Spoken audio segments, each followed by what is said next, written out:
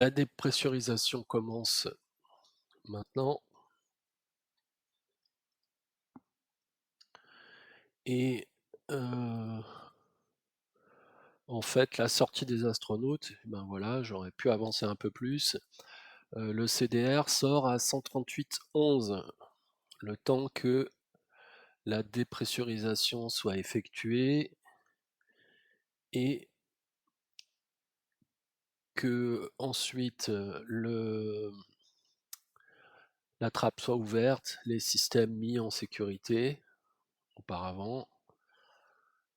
Et il faut savoir qu'une EVA, est mesurée à partir du moment où la dépressurisation est effectuée. En fait, c'est une sorte de compte à rebours qui est effectué, qui dépend, des réserves d'oxygène qui sont à la disposition des astronautes. Donc à partir du moment où la cabine est dépressurisée, évidemment, ça veut dire qu'ils sont dans leur scaphandre et qu'ils, respirent sur leurs réserves d'oxygène, enfin les réserves d'oxygène qui sont dans leur scaphandre. D'où la nécessité, de mesurer le temps à partir de ce moment-là et non pas à partir du moment où ils ont mis le pied sur la Lune. Donc, on approche de l'horaire de sortie du commandant. Alors je rappelle les sigles, pour le commandant c'est CDR et pour le pilote du module lunaire c'est le LMP.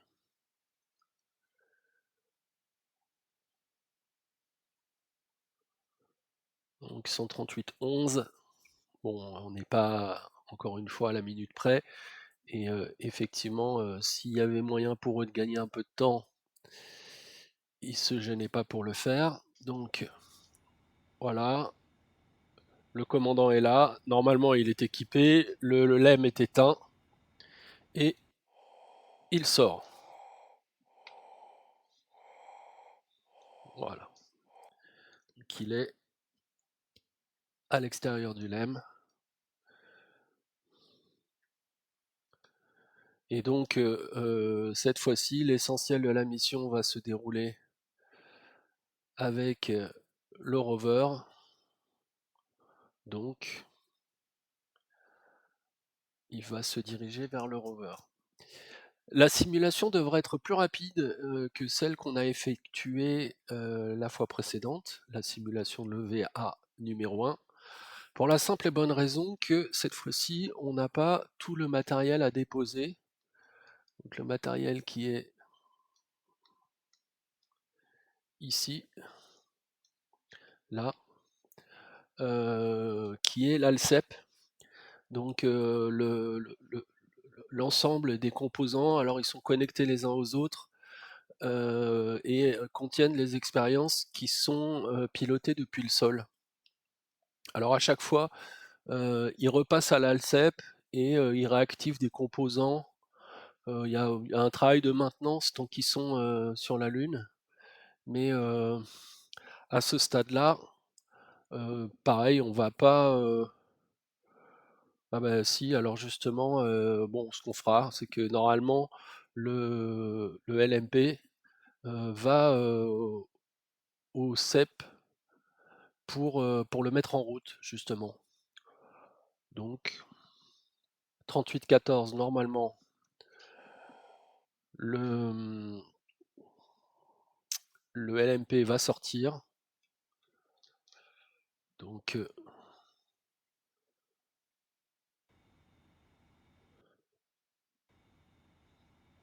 on va, on va pas attendre 14, on va le faire sortir tout de suite.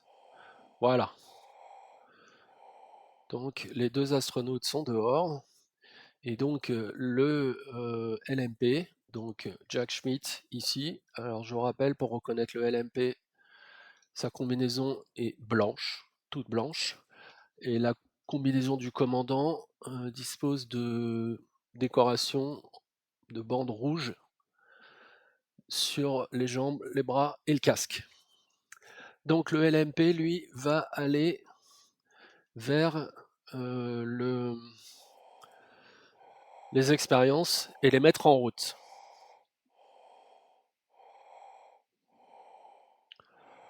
Alors, on va le laisser marcher tout seul. Et pendant ce temps, le commandant, lui, va se diriger vers le LRV et en fait, il va récupérer le LMP au niveau de l'ALCEP. Toujours cette particularité, le commandant finalement fait tout. C'est lui qui tenait les commandes du lanceur au moment du décollage, c'est lui qui avait les commandes du module de commande pendant toutes les phases. Ah, une chute, ça commence. Pendant toutes les phases de vol, il n'y a que en ce moment euh, Ron Evans, le CMP, donc le Command Module Pilote, donc celui qui est désigné comme pilote du module de commande, qui est réellement aux commandes du module de commande, parce qu'il y est tout seul. Mais en fait, jusqu'à présent, c'est le commandant qui avait tout fait. Et lors de la descente, c'est lui qui était aux commandes du LEM, le LMP, Lunar Module Pilote. Donc en théorie, celui qui devrait piloter le module, ben, en fait, ne le pilotait pas du tout. Il était juste à côté du commandant et il lui donnait des indications sur le vol. Donc en gros, on peut considérer qu'il était pilote dans le sens où il donnait les instructions au commandant. Et en ce qui concerne le Lunar Rover, encore une fois, c'est le commandant qui pilote, et lui seul. Jamais le LMP ne pilote le rover. Donc à mon avis, le dispositif à activer dans la modélisation qui est là, à mon avis, c'est celui-ci. Donc je m'en approche, mais je n'ai en réalité rien à actionner dans la simulation. Je ne fais juste que positionner l'astronaute à côté. Bien. Pendant ce temps, le commandant donc monte à bord du véhicule. Et donc là, en fait, on devrait être à 38-35 au moment de l'activation ici. Donc on peut supposer qu'il y a un certain nombre de choses qui ont été faites. Par exemple, ils étaient très régulièrement obligés d'épousseter la caméra ici parce que c'est couvert de poussière. En particulier, j'expliquais hier que lors de la première EVA, au tout début de l'EVA, le commandant, en passant à côté du rover, a cassé cette partie-là du pare-boue. Et donc, ils ont été obligés de bricoler un pare-boue de fortune avec des cartes et du scotch. Ça fonctionnait pas très bien. Et donc, ils ont été complètement recouverts de poussière. Il y a des photos des deux astronautes dans le LEM qui sont mais vraiment gris de poussière. Même après avoir enlevé les combinaisons. Mais je pense que ça doit être de la poussière assez, comment dire, assez légère et qui doit se répandre assez facilement un peu partout. Alors, je vais aussi revenir sur des choses que j'ai expliquées lors de la première EVA. C'est qu'il y a une partie, on peut dire ludique, dans la simulation sur AMSO. Donc c'est cette partie-là où en fait je suis en overheat, il faut refroidir le voilà, il faut ouvrir ce truc-là, il faut refroidir les batteries du rover. Donc il y a une partie ludique ici, donc EVA2, station 1. Donc il y a des stations qui sont disposées à droite, à gauche, qui correspondent pas aux stations historiques et autour desquelles il faut ramasser des échantillons, donc des pierres. Hem et cette partie-là, j'ai pas l'intention de la réaliser. En revanche, ce que j'ai fait, c'est que, sur toutes les stations, j'ai placé des caméras et je veux absolument, reproduire, les trajets vers ces stations. Donc, comme on va avoir énormément de temps par rapport, à la durée réelle, de l'EVA, alors, là, j'ai les chiffres sous les yeux, donc la dépressurisation a lieu à 137,55, donc 5 minutes avant 138, et la repressurisation a lieu à 144,55. Ah bah, donc 7 heures plus tard, voilà. Donc la sortie prévue est censée durer 7 heures. Donc on va pas simuler, 7 heures en temps réel, ça c'est une certitude. Mais même en accéléré, je pense qu'on peut arriver à faire à la fois la mission ludique, se débarrasser des affichages qui sont ici inutiles et ensuite, aller, sur les, véritables, spots, les véritables stations, qui étaient prévues pour la mission. Et tout ça en respectant approximativement les horaires. Bon, on va essayer de gérer, les choses au mieux. Donc, on suppose que Jack Schmitt a mis en route l'ALCEP et donc on va le faire grimper dans le LRV, Lunar Rover Véhicule.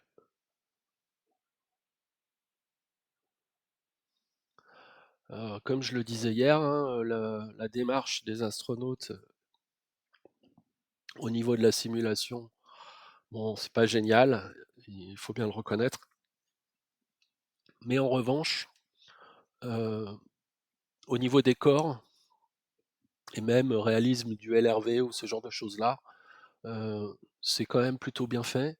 Je rappelle, quelque chose que j'ai dit, probablement, il y a longtemps, c'est que, le simulateur qui est utilisé ici, Orbiter 2016, a toujours été un freeware. Son concepteur l'a maintenant, mis en open source. Donc, le projet continue d'évoluer, hem, grâce à une communauté qui est, plutôt active et donc, on adjoint là à ce simulateur un module parce que dans le simulateur Orbiter, on peut faire voler toutes sortes d'engins, réels du passé, actuel ou des, engins, fictifs, ou fictionnels. Heu, je ne sais pas si, il y a des gens qui ont modélisé des vaisseaux, par exemple, comme ceux de Star Trek ou des choses comme ça m'étonnerait parce que ça reste quand même, dans le système solaire. Mais en tout cas, il y a d'excellentes simulations de navettes spatiales, de Soyouz, hem, qu'est-ce qu'on a encore? Hem, Ariane, heu, toutes sortes de sondes qui peuvent, aller, tourner autour de toutes les planètes, du système solaire et donc des vaisseaux fictifs qui permettent de faire, du voyage, spatial, on va dire réaliste, à l'intérieur du système solaire. Bien, les 2 astronautes sont dans le véhicule et donc on est censé maintenant, se rendre sur la station 1. Alors, avant d'aller sur la station 1 historique, on va aller sur la station 1 de la simulation, la station 1 ludique. Allons-y.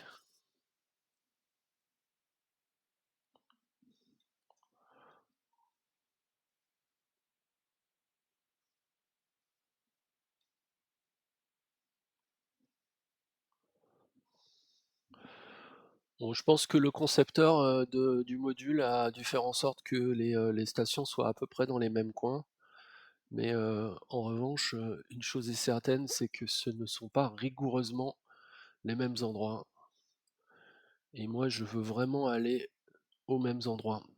Tiens, j'en profite. Ici, il y a un cratère. Alors, c'est un cratère assez étrange parce qu'en fait, il est sur un flanc de montagne et ça ressemble pas vraiment à un cratère.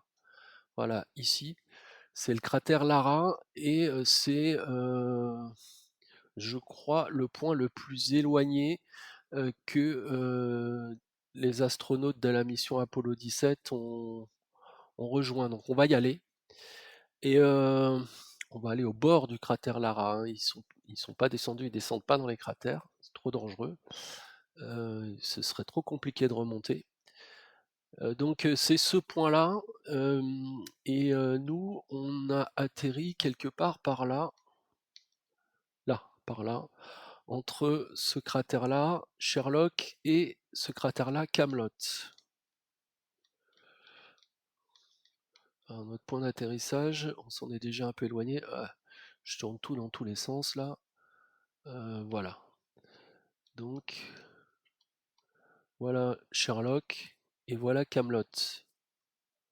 Donc on est entre les deux cratères. Alors j'avais montré, lors de l'EVA 1, des plans concernant, les parcours, effectués lors d'Apollo 17. Hem, je vais essayer de trouver, une carte qui va nous montrer un peu les stations. Il y en a pas mal, et il y en a qui sont mieux faites, certaines sont mieux faites que les autres. Heu, Celle-là me paraît pas mal. Alors, on va essayer de réduire l'image.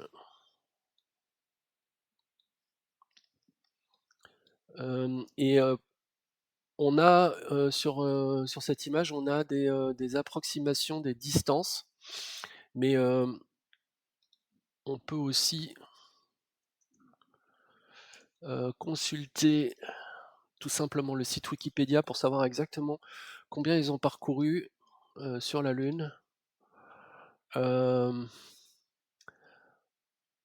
voilà, j'ai ça sous les yeux, on pourra l'évoquer. Bon, bah, on peut tout de suite évoquer le VA numéro 1. Donc la durée de la sortie, c'était 7h12 et ils ont fait 3,3 kilomètres. Donc pour ceux qui ont vu la vidéo de l'EVA numéro 1, effectivement, ils sont allés pas très loin, à proximité d'un, ouais, c'est là qu'il faut que je sorte mon image, ce serait pas mal et donc je l'affiche.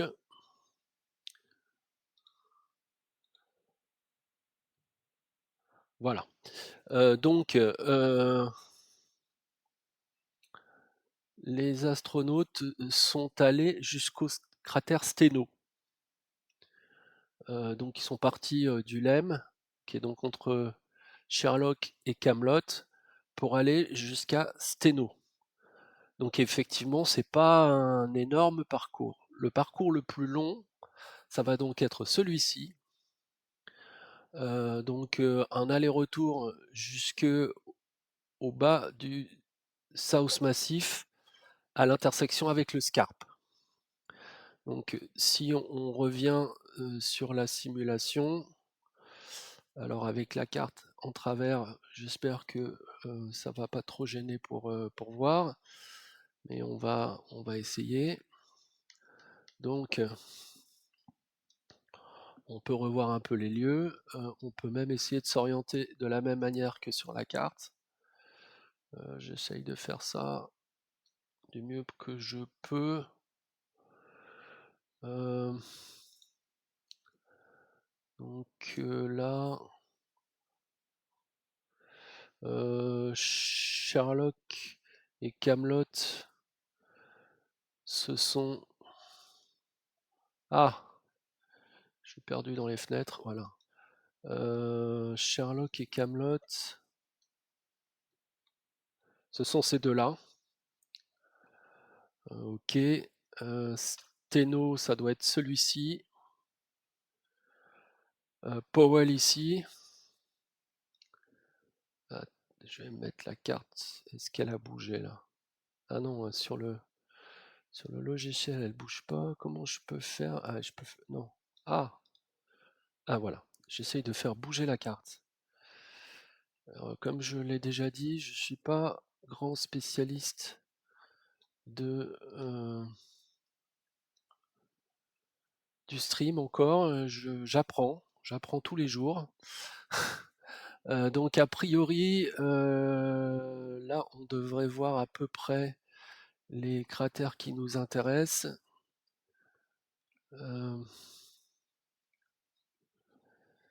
Donc, je disais,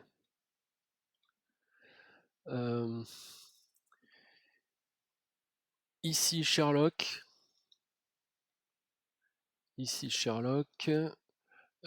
ici Camelot,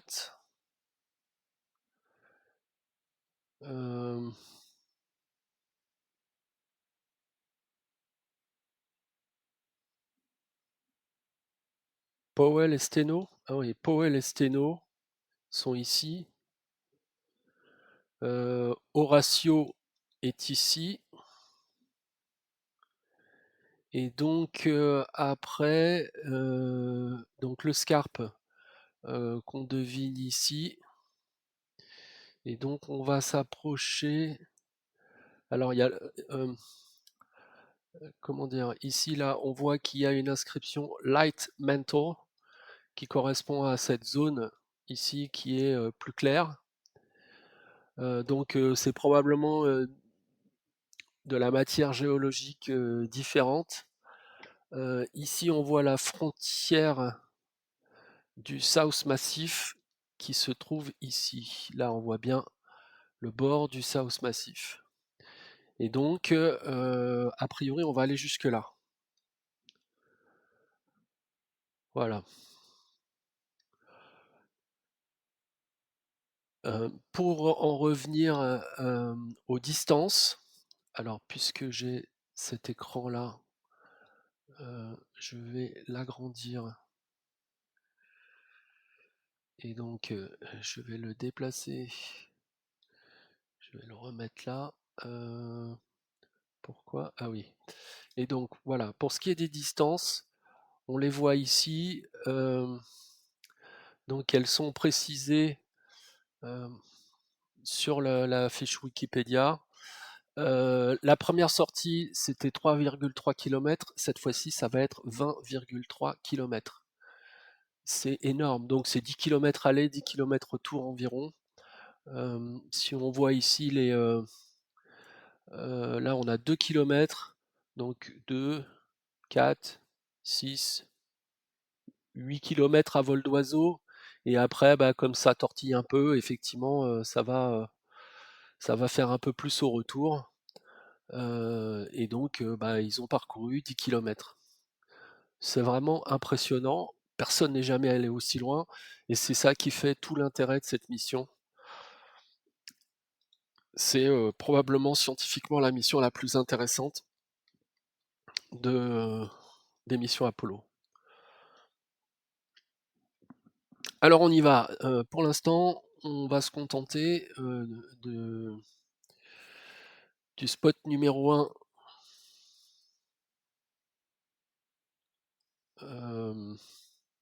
de la simulation qui se trouve à 2 km de nous là. Tiens, on peut regarder à nouveau la carte.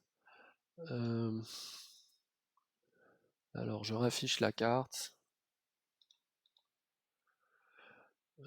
Et on va zoomer dedans. Donc le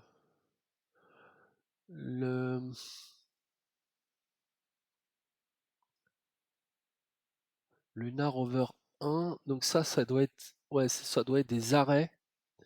Là, il y a la station 3. Là, il y a la station 2. Ah oui, et la station 1, c'était lors de l'EVA 1. Donc on va à la station 2 ici. Voilà. Donc on va tout de suite au plus loin. Je pense qu'ils avaient prévu d'aller le plus loin possible, le plus rapidement possible, le cas où, il soit nécessaire de revenir, en catastrophe si, si le véhicule tombe en panne, quand on est au plus loin, on peut espérer que les astronautes soient capables de marcher, donc 10 kilomètres quand même. C'était risqué, mais ça aurait été vraiment pas de bol que ça tombe en panne pile poil quand, ils sont à 10 kilomètres. Et ensuite, à partir du point le plus éloigné, au fur et à mesure qu'on se rapproche, on diminue les risques. Donc voilà pourquoi, la plus longue traversée s'est faite tout de suite en début de VA numéro 2. Donc on va vraiment dans cette zone-là. Allez, en avant.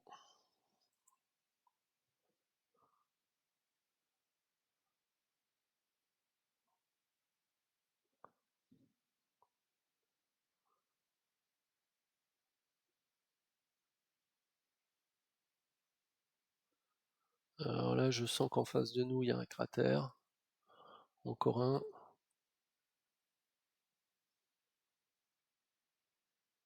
Mmh. Derrière nous, là, cette fois-ci, hors de question de voir le LEM. Même si on dézoome énormément. Donc le LEM, il est quelque part par là. Et donc là, ouais, on passe entre les cratères.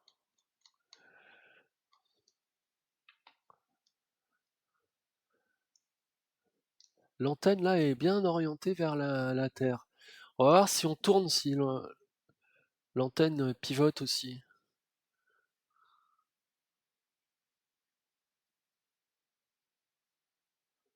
Là, je pense qu'elle n'est pas orientée correctement. Mais bon, là, elle sera encore capable de capter si je fais ça.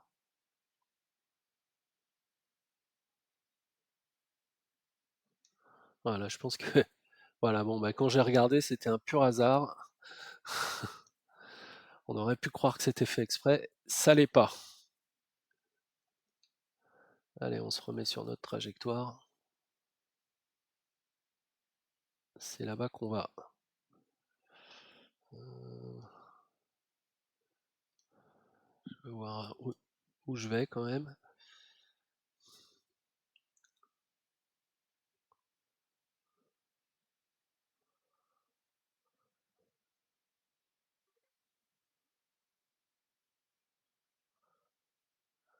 Sacré trajet, hein.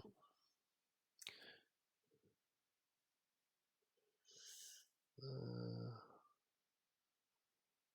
ouais, non, c'est bon. J'ai cru qu'il y avait un cratère, mais c'est une différence, de couleur. Ouais, c'est légèrement en pente. Heu, bon, voilà.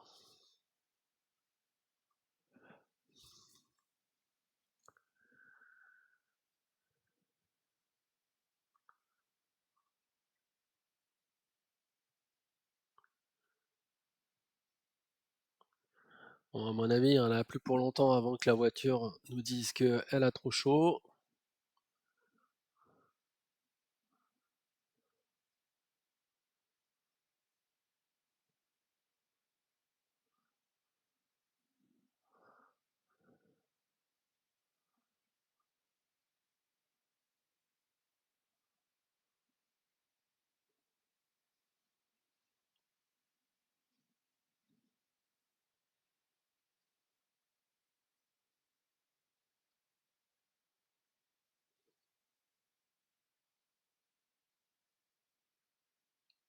C'est loin, hein. Et c'est vraiment la même sensation que ce qui avait été décrit par certains astronautes qui, alors je le disais lors du stream, sur le VA2, je pense que c'est lors de la mission Apollo 14. À un moment, ils ont vu un caillou,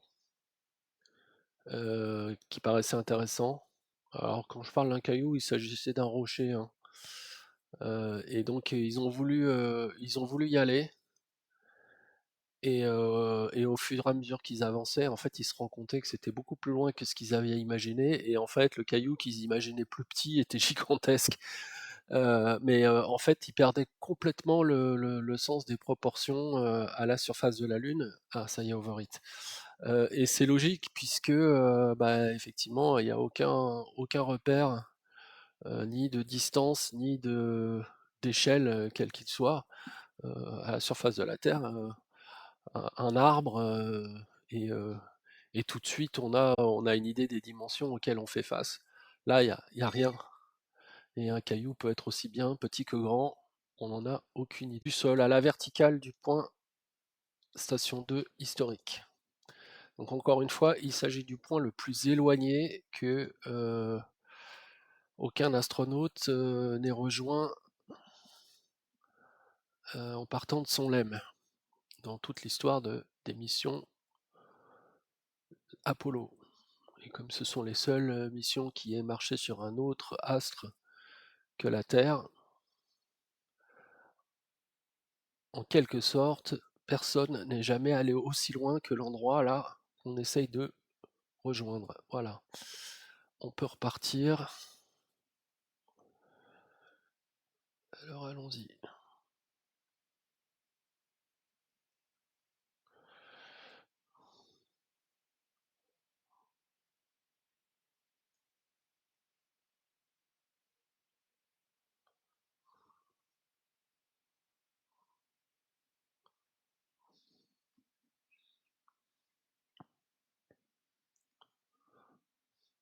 Et donc comme je l'ai déjà dit, plus tôt dans le stream, il s'agit là, d'un positionnement donc que j'ai déterminé grâce aux coordonnées historiques qu'on trouve, dans les documents, de la mission Apollo 17, les documents qui ont été publiés depuis par la NASA.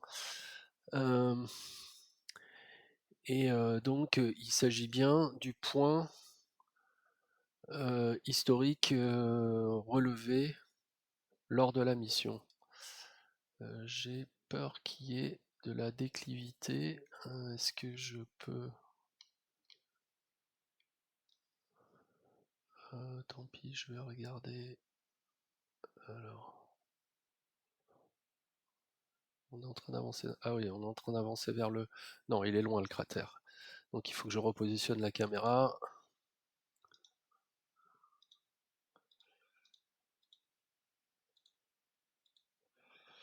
Allez, on continue d'avancer.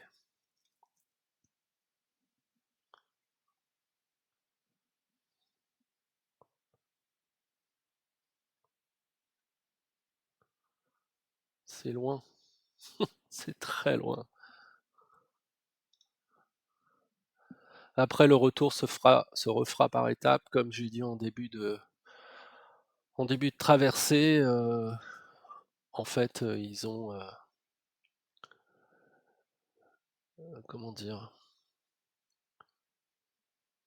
ils sont allés le plus loin possible, lors de la première étape, et ensuite ils reviennent progressivement. Et si c'est nécessaire, en cas de problème, donc ils peuvent faire le trajet retour au plus court.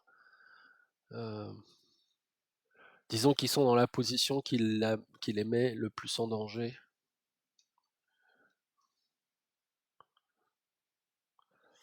le plus tôt possible.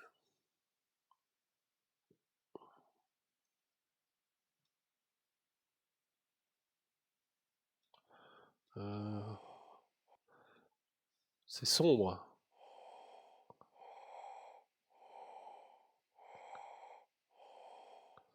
c'est très sombre ici.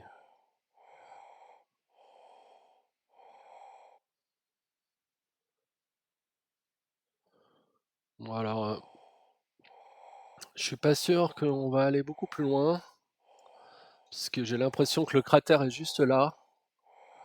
C'est pas juste une impression, c'est une certitude. Bah voilà, en fait, la caméra va commencer à pivoter. Donc, ils se sont installés ici. Voilà, la caméra commence à pivoter, ce qui signifie qu'on est à la verticale du point en question, donc en bord de cratère. Donc on va s'approcher du cratère. Ce qui va être compliqué, je pense, c'est d'immobiliser Waouh! Donc il va falloir immobiliser le rover, arriver à activer les freins. Est-ce que ça freine là? Ouais, j'ai beau freiner, ça bouge. Donc, alors,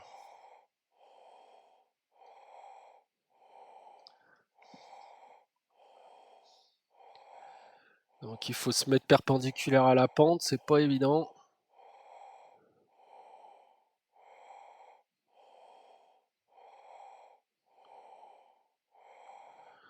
J'ai l'impression que ça descend dans tous les coins là, hein.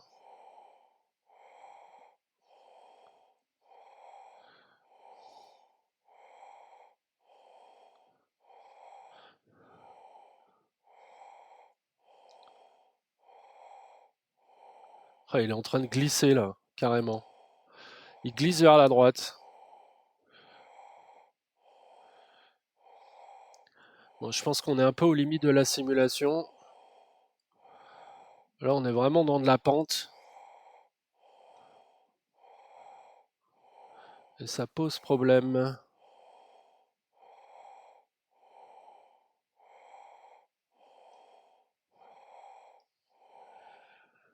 Là, j'accélère même pas, il descend tout seul. Je fais juste que tourner.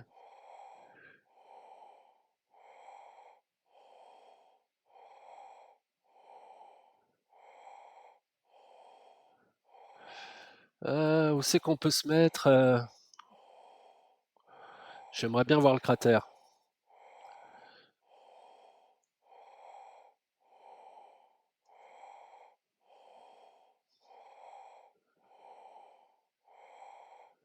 Impossible de freiner, hein.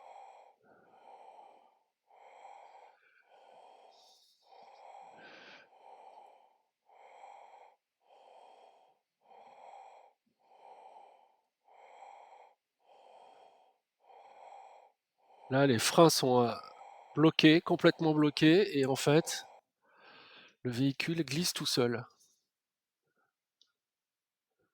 Allez, on est en plein dans la pente quand même.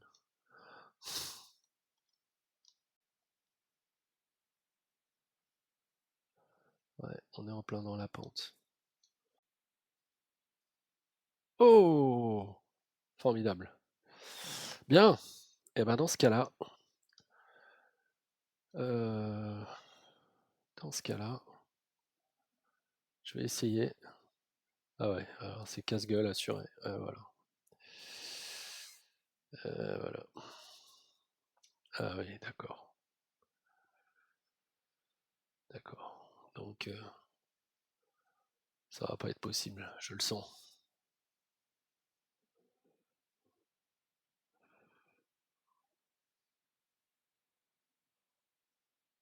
Je me remets sur la voiture.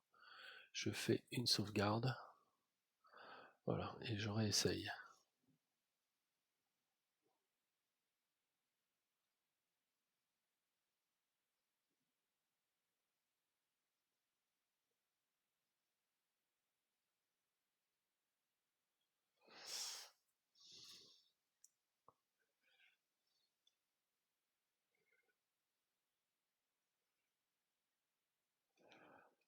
Ouais, ça va être compliqué, hein.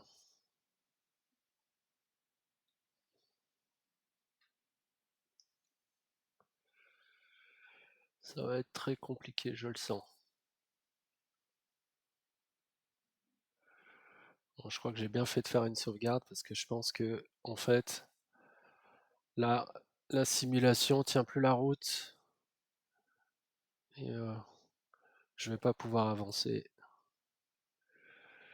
Euh, Au besoin, je vais tricher, c'est-à-dire que je vais amener l'astronaute au plus près que je peux du cratère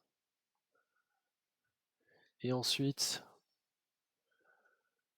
je reviendrai à la sauvegarde pour remonter en voiture parce que ça va pas être possible. Mais je pense que je vais même pas pouvoir arriver jusque là-bas.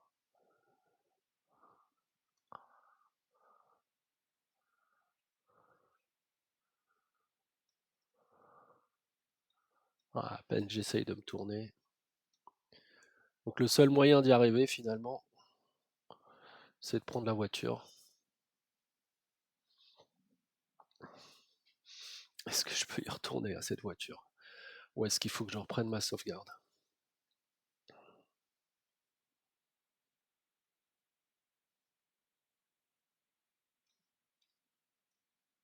Oh là là là là là là là là, ouais, non, c'est quel dommage,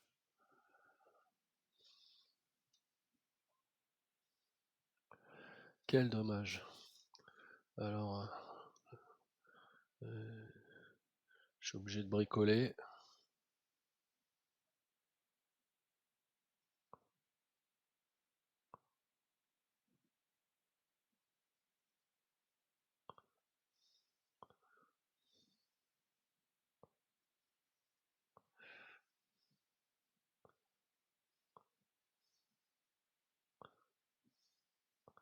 Ouais, bon, allez, désolé, mais visiblement c'est pas gérable. Donc on va retourner, à la dernière sauvegarde que j'ai fait.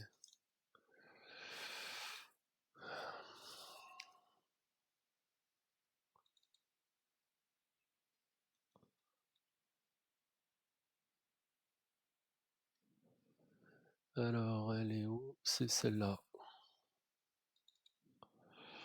Voilà.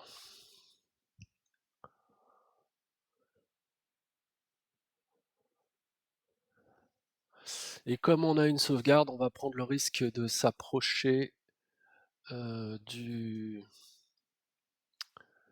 cratère. Donc je mets le pilote de module lunaire dans la voiture, voilà, et on va visiter les lieux avec le rover. Je pense qu'on pourra pas faire mieux.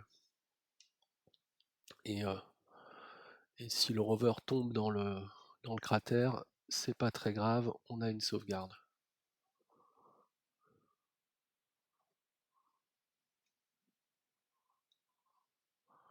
On est en overheat, mais de toute façon, je pourrais pas faire grand-chose vu que je peux pas arrêter le rover.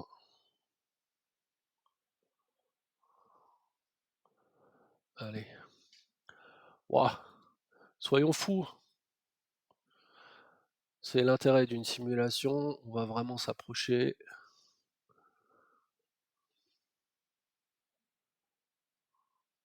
Donc c'est le cratère Lara, si je me souviens bien, qui se trouve donc vraiment au pied du South Massif. Vous voyez, quand on est au pied du South Massif, on n'a pas l'impression que c'est si vertical que ça. Les perspectives changent complètement, hein. Euh, c'est vraiment étonnant. Là, on a l'impression que c'est presque tout plat et qu'on pourrait y aller comme ça. Allez, approchons-nous du cratère. Et pareil, on n'a pas l'impression d'entrer dans le cratère, mais à mon avis, on y est déjà entré là en fait.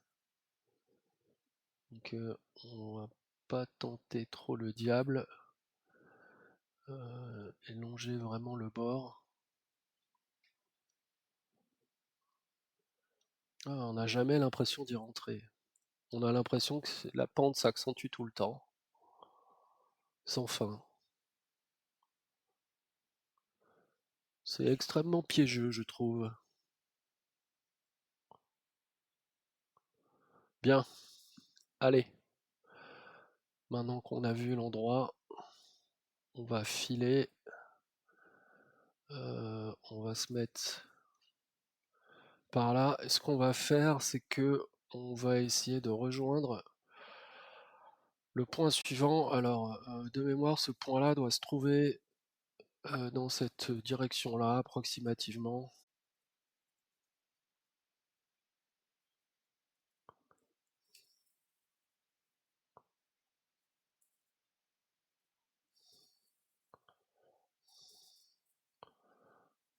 Donc, devant nous, il y a un cratère. Alors va le contourner par la droite, enfin on va le laisser à gauche de nous.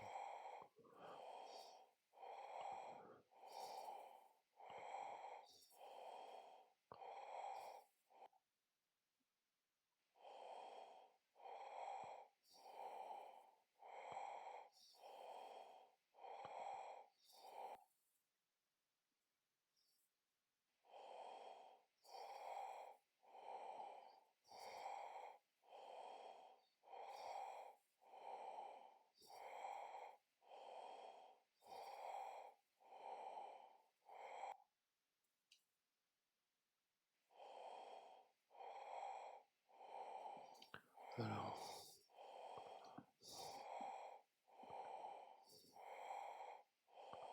faut pas descendre dans le cratère. Voilà, sur un replat.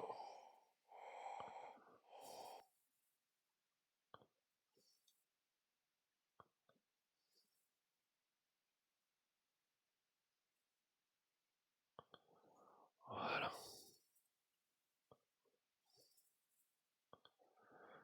Voilà, et on fonce vers le point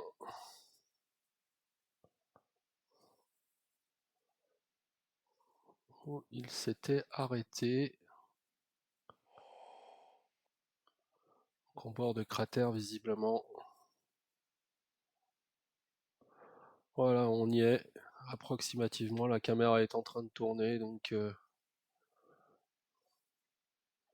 ouais, le cratère est là, ici.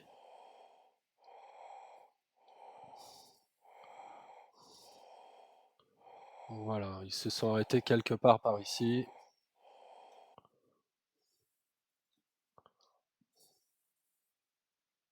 Mince. Ouais, au bord de ce cratère. Donc en fait, ils venaient de là et ils se sont arrêtés quelque part par là. Bien. Allez. Alors, comme d'habitude, c'est pas plat.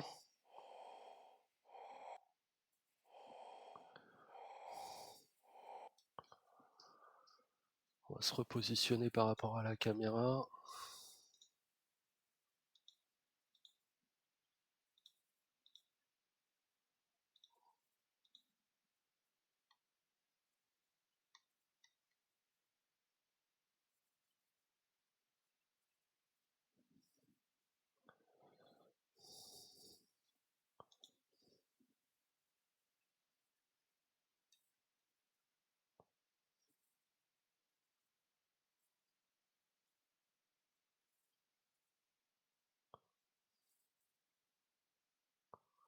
Voilà.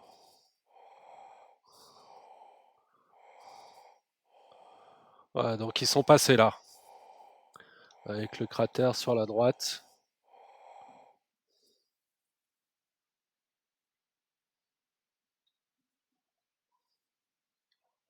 Bien. Ouais, donc au bord de ce cratère. Euh,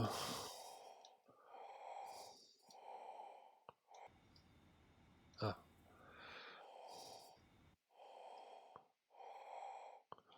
je peux pas me mettre à la place de l'autre passager.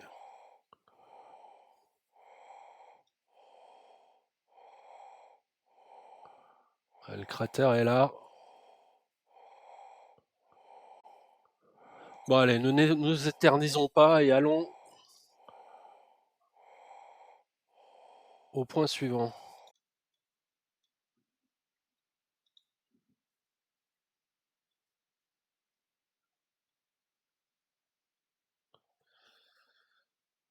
Ok.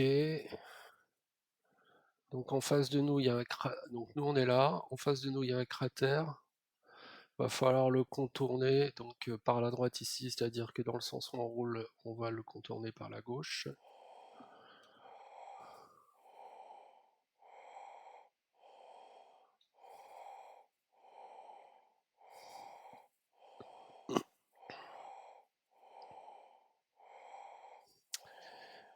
Et à Shorty Crater, il y a deux choses. Probablement les deux choses les plus intéressantes de cette mission Apollo 17. Mais on y reviendra quand on sera sur place.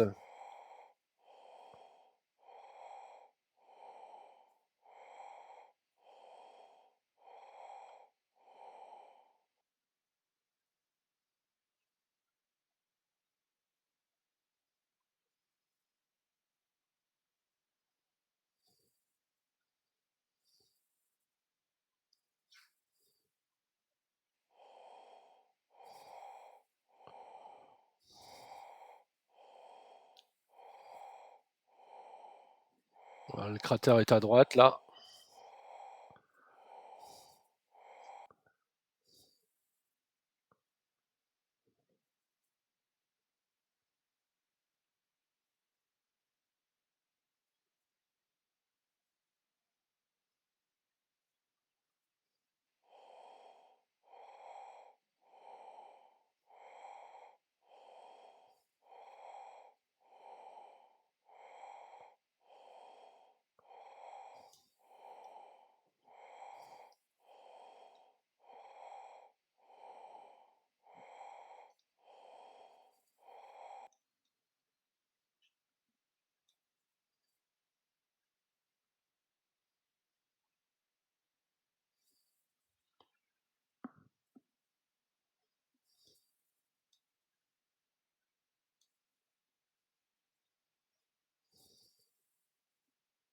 Overheat.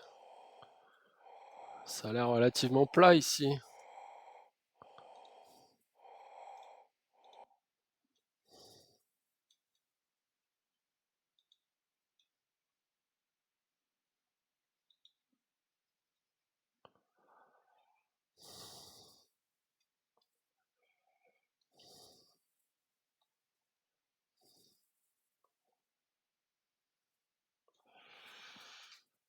Alors, profitons du spectacle. Voilà le cratère qu'on vient de contourner. Donc, premier point ici, deuxième point ici, et troisième point probablement, je pense, c'est ce cratère-là, Shorty Crater. Et comme je le disais, il y a quelque chose de particulier avec Shorty Crater. Alors, il y a deux choses particulières avec Shorty Crater. C'est que sur le plan, euh, comment dire, sur le plan géologique, ils ont trouvé du sol orange à Shorty Crater. Je suis en train de chercher une image. Et ensuite, ils ont fait un panoramique euh, à cet endroit-là, qui est une des plus belles photos. Donc le panoramique, il prenait plusieurs photos et bon, les photos ont été ensuite assemblées. C'est une des plus belles photos de la Lune, euh, à mon avis. Alors, où est le rover? Ici. Ouais, c'est pas net. Shorty Crater, c'est un petit cratère. Voilà, je vais rouler dedans. Ah non, c'est peut-être l'autre là.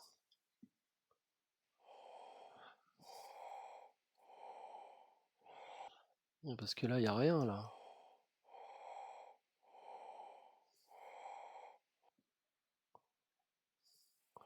Par contre, devant là, il y a quelque chose. Bon, ça n'a pas l'air très marqué, hein. Donc je vais plutôt supposer qu'il s'agit de ça.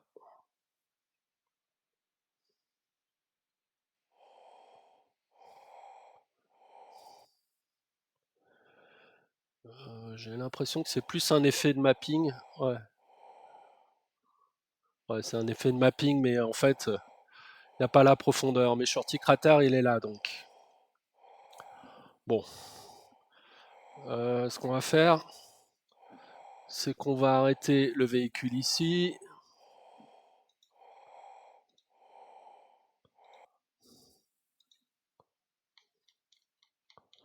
Voilà.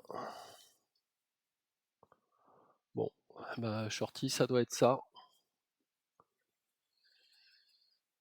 Donc, oubliez ce point-là, hein. Ici, la pente, elle est continue en fait. Et je vais chercher l'image. Ce qu'on va faire, c'est on va refroidir le moteur et en même temps, je cherche une image de Shorty Crater, le panoramique. Il Il a été édité en 50 000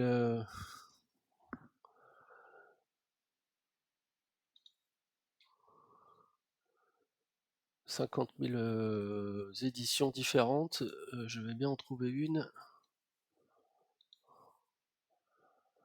Ben voilà. Voilà une image. Donc je vais l'afficher. Voilà. Shorty Crater. Donc le South Massif. Le North Massif, c'est un panoramique, hein, donc évidemment le champ de vision fait quasiment 180 degrés là, avec les deux petites collines. Et le bug, il est ici là. Donc, je remontre l'image ici. Donc, le South Massif, les deux petites collines et le North Massif. Voilà, le panoramique qui fait ça. Et le cratère, il devrait être ici. Et donc la photo semble prise plus loin, comme ça, voilà, quelque chose qui ressemblerait à ça. Et donc si on regarde la photo, alors est-ce que je peux zoomer dedans? Mais bon, on devine ici, donc c'est là qu'ils ont trouvé ces fameuses traces oranges. Et on devine que en fait ça, il y a des traces par là. Alors faut faire gaffe à la colorimétrie de la photo parce qu'on a l'impression que ça déborde sur les collines ici, hein. Donc bon, mais quoi qu'il en soit, ce qu'ils ont trouvé, les échantillons qu'ils ont trouvés, c'était ici. Et donc le cratère est petit, mais par contre il est, bah voilà, une déclivité vraiment importante. Bien. Maintenant, revenons à la simulation et allons donc à la station 5 et on sera sur le chemin du retour. Alors la station 5, plus maintenant en direction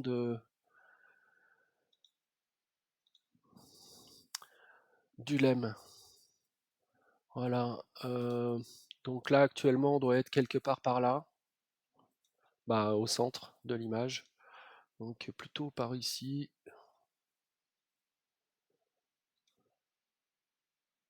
Je sais pas ce que c'est ce point-là, mais donc nous on doit plutôt être au centre de l'image a priori, hein.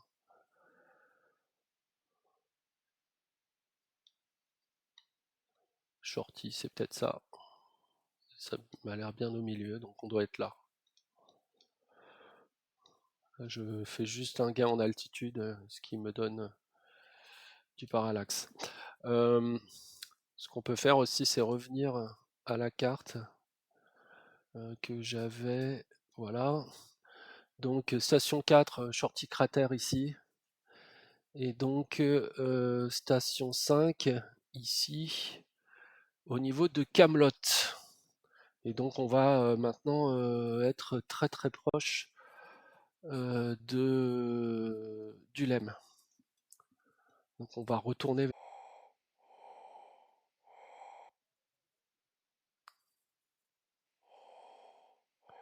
Je sais même pas s'il est à droite ou à gauche en fait. Il y a quelque chose à droite là, mais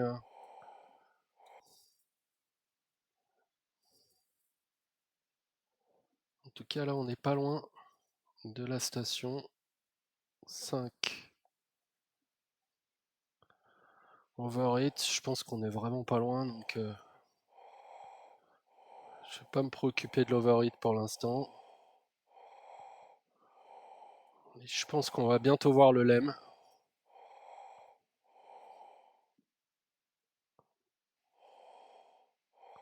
Ah voilà le cratère.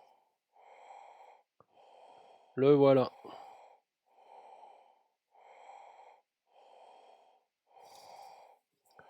Ben, on va s'arrêter là. Donc il est là.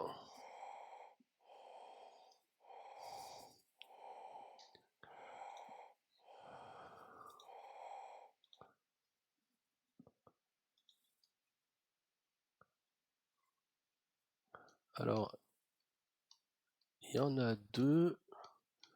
Donc, il est à notre gauche. C'est bien celui-là. Et de l'autre côté, voilà, le lemme. Donc nous voilà sur le bord de Camelot, de retour vers le lemme. L'image est belle. L'image est très belle. C'est incroyable.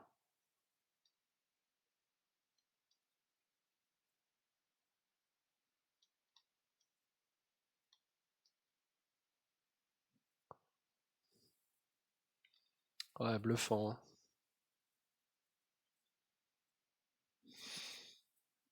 Ouais. Donc ça, c'est la station 5. Alors comme d'habitude, ramassage d'échantillons, etc. Normalement, la station 5, ils auraient dû y arriver à quel moment? Parce que j'ai complètement laissé tomber le planning. Arrivé à la station 5 à 143,31.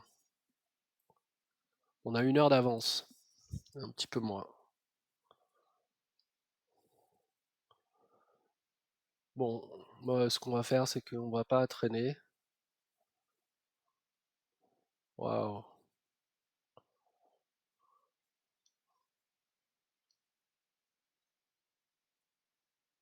Ah ouais, quand même, hein. Bon, désolé, je suis pas très souple dans le mouvement de la souris, mais c'est quand même très beau.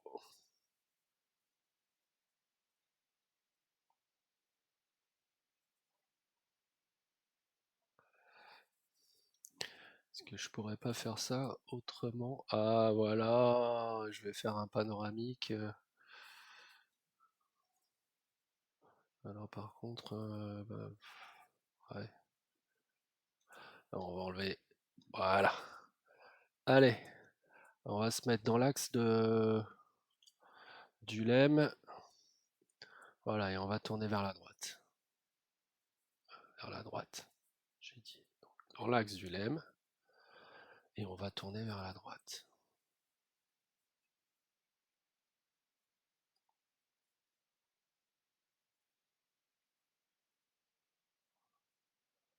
Ouais, c'est quand même quelque chose.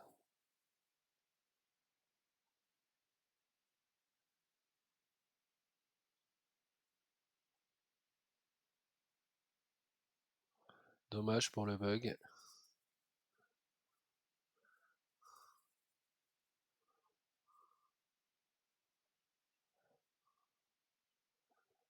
Mais quel panoramique. Quel panoramique. Incroyable.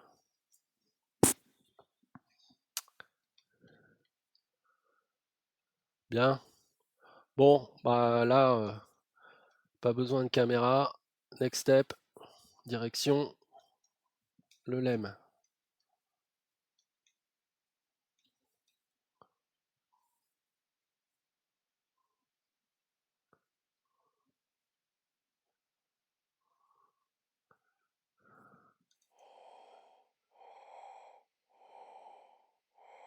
Ah, overhit. Overhit, overhit, overhit. Bon, alors on va s'arrêter, on va ouvrir si on arrive à s'arrêter.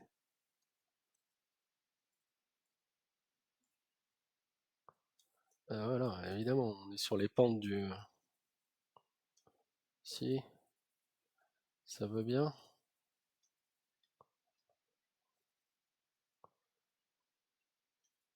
Qu'est-ce que c'est? Ah, c'est un autre point bizarre ça. J'avais jamais vu ça. Voilà. Voilà. J'avais jamais vu ce point-là. Un autre point d'erreur dans les mesures. Ah, il y a de ces panoramas là.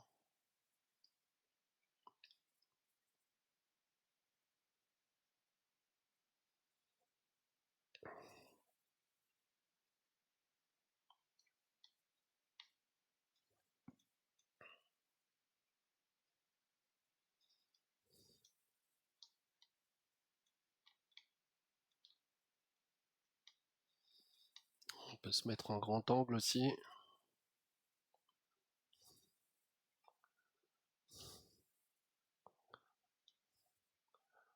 Ouais, quelques belles images à faire.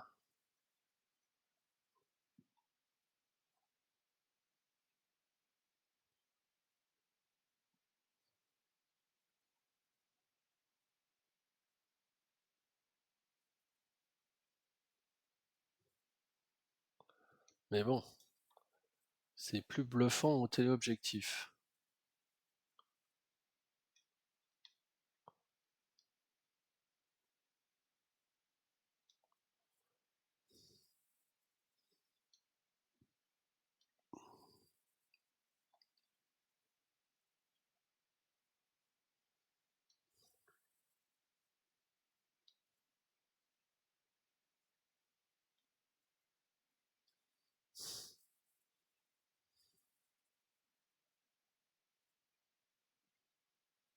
Ouais, ça le fait.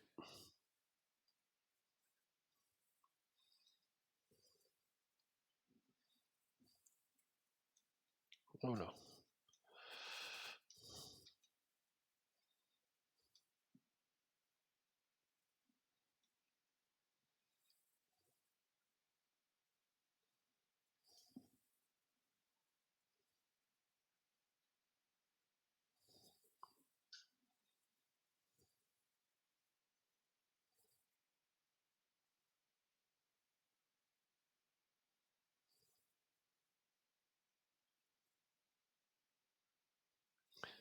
Et donc derrière ce monticule, on va redescendre vers le LEM et terminer cette EVA.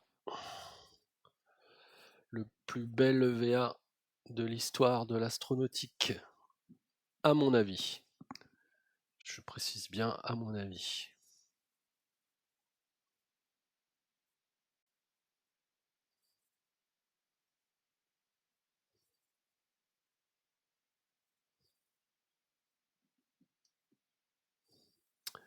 Et voilà.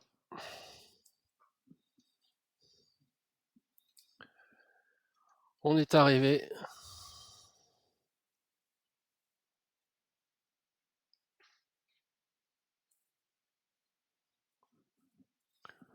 Et donc les astronautes vont retourner dans le LEM. En commençant par Jack Schmitt.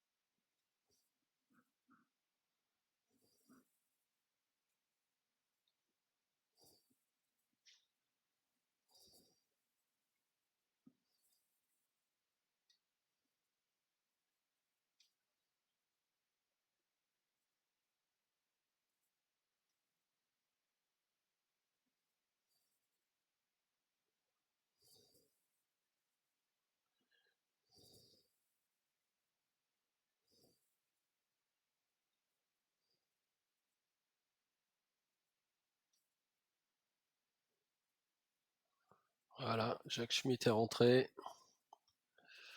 Donc on n'est pas dans les horaires corrects. Mais ça n'a pas d'importance. L'essentiel c'est que on a vu tous les spots de l'EVA2.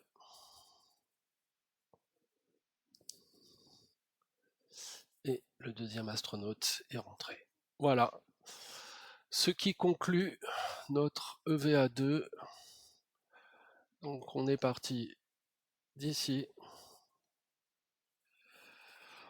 On est allé tout droit vers ce cratère, je dirais. On a longé celui-ci, alors c'est là qu'on s'est un peu perdu, etc. Et puis on est allé voir Shorty quelque part par là. Et ensuite, on est allé à Camelot et on est rentré au Lem. Voilà qui conclut ce deuxième EVA.